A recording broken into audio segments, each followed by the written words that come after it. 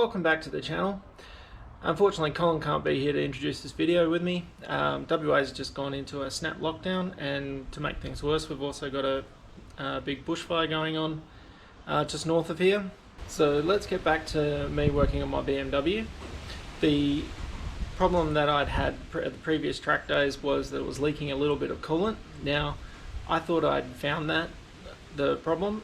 It was a lot of corrosion on the thermostat nozzle, as you can see in this photo. So this is me going through and just getting all the low-hanging fruit. There's stuff that is easy, the stuff that's relatively easy to get at, check, and making sure that that's all sorted. There were already a few thoughts in the back of my head that this could be something a little bit more serious, but for now, as I said, I thought I had found the cause of the issue. Things definitely get a bit more interesting in the future. Okay, part two of this getting my bike ready for a track day is sorting out the cooling system. So basically it's just replace a few hose clamps and we'll get it started probably tomorrow, just to warm up the engine, open up the thermostat and let all the coolant through. So for now we're just going to get the hose clamps installed, and I'm going to put a little bit of silicone around one of the areas just because sealing surface I'm not 100% on, and reality is I don't really care so much for the hoses, and next time they come off I'll probably replace them with a aftermarket hose kit. I've used a set of verniers to take measurements of all the hose diameters. If you don't have access to a set of verniers, the reality is you don't need to be that accurate. If you're within 1 or 2 millimeters, that'll probably do. So you can use a ruler or a tape measure. So I've measured up the hoses, and this is what I need to do what I said, replace the clamps. And we've just got some clear RTV silicone for that one joint that I'm a bit worried about with the sealing surface on it. So let's get to replacing these.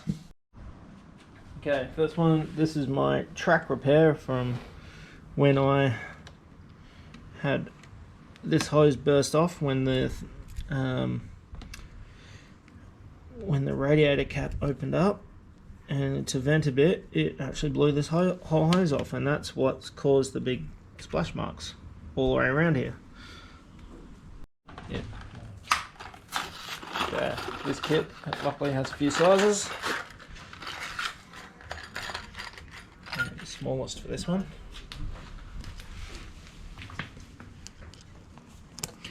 Make sure when you're doing this you position the clamps so that you can get them off easily and access the screw head easily when you do want to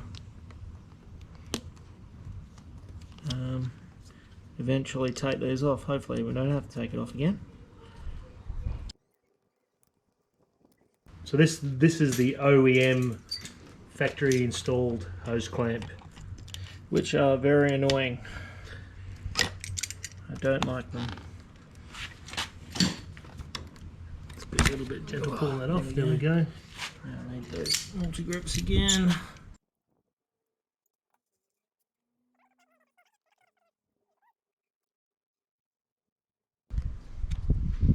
Could have used a smaller one. I probably would if there's a smaller one there. It looks like there's a fair bit of tang there. Yeah. It's your call. I can cut it off. Cut it later? Yeah. Nothing Sarah side cutters can't fix?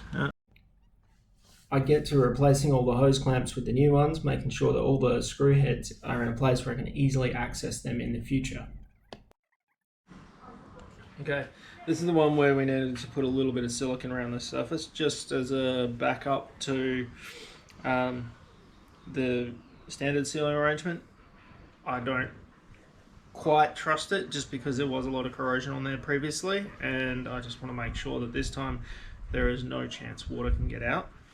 So a little bit of silicone, I'm just going to dab a bit with my finger, run it around there.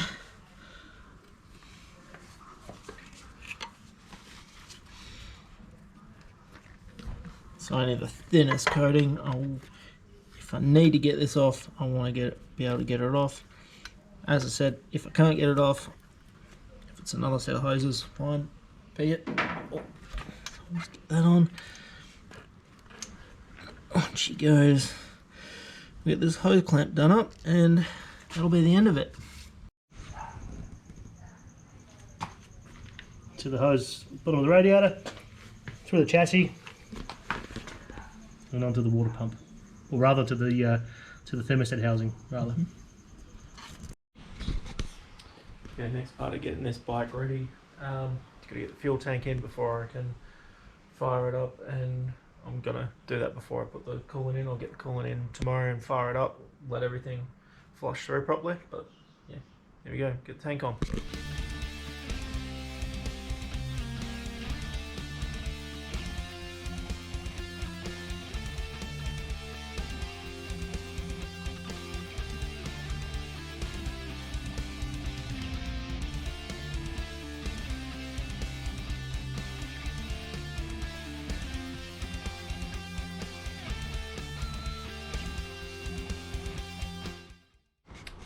Okay, just so you know, my bike's been piped up for competition, which means that all the breathers have all been plumbed into the airbox, which is right here. That's the 2 fuel line breathers and the water overflow breather there. So instead of going out the bottom of the bike, they all get ingested out the airbox, and hopefully there isn't too much, but if anything does happen, it goes through the engine, gets burnt up, spat out the exhaust, which hopefully means it's safer rather than it dropping on the gravel, on bitumen, and causing issues for other riders. Okay, time to put some coolant in the bike.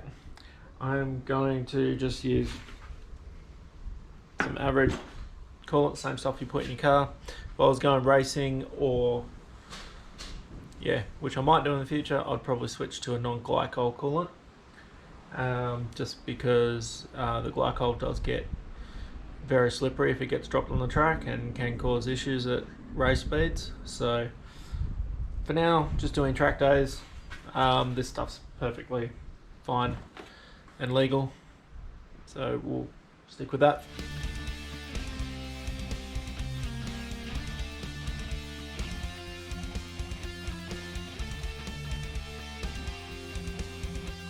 I like to just give the hoses a bit of a pump, push all the air through.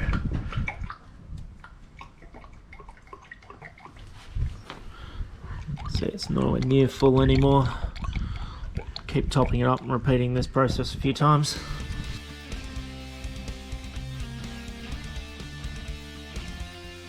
That's pretty full, just used a couple of litres. So next thing, we're going to start the bike up, warm it up so that the thermostat opens. I think it opens around 75-80 degrees. When that happens, the water level in here will drop a bit, and we'll just give it a top up with a bit more coolant at that point, and we'll be ready to go. I'll put the cap back on, the new 1.8 bar fancy cap.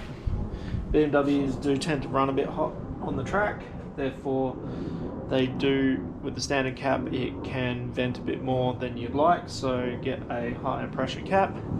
Probably works the same for some other race bikes as well.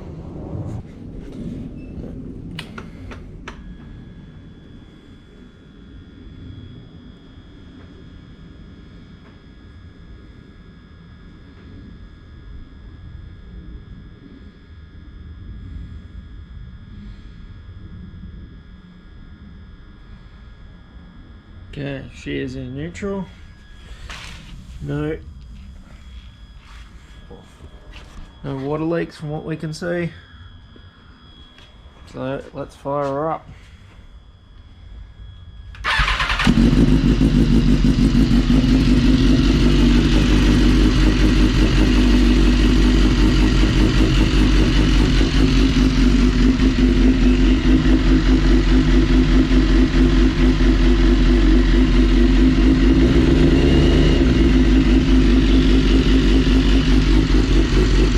Gonna let let that temperature gauge come up to about 85, 90 degrees.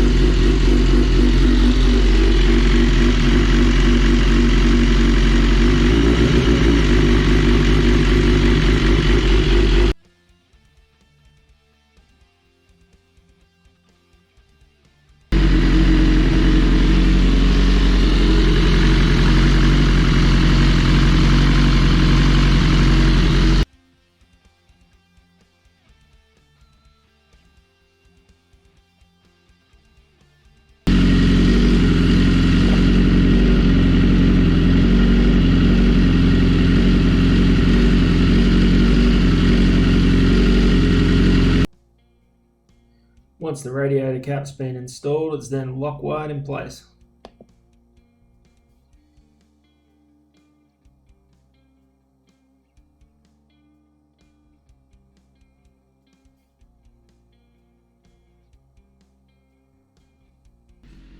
Now that the bike is well and truly up to temperature, I'll give it a good once over, see if I can find any signs of that coolant leak that caused all this in the first place. It looks pretty good from what we can see.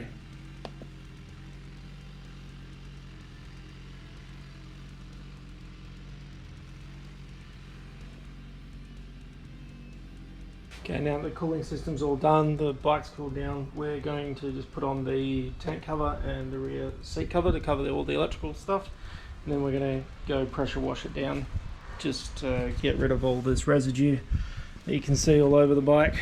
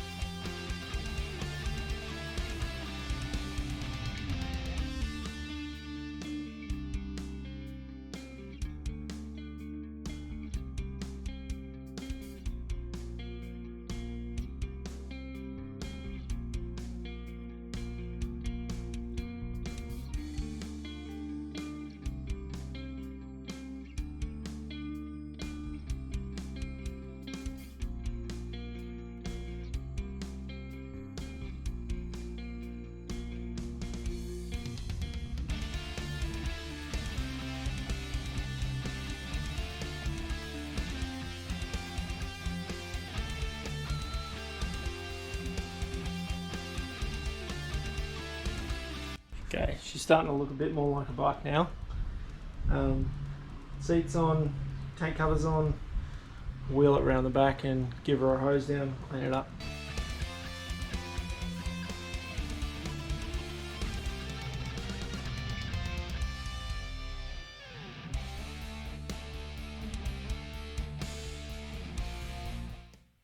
Okay, so that's the cooling system done for now.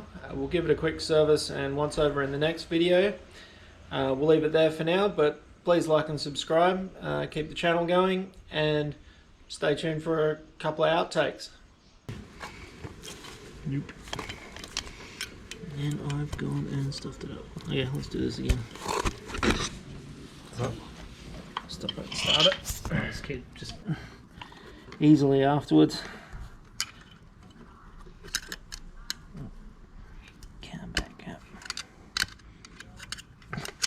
This is another take.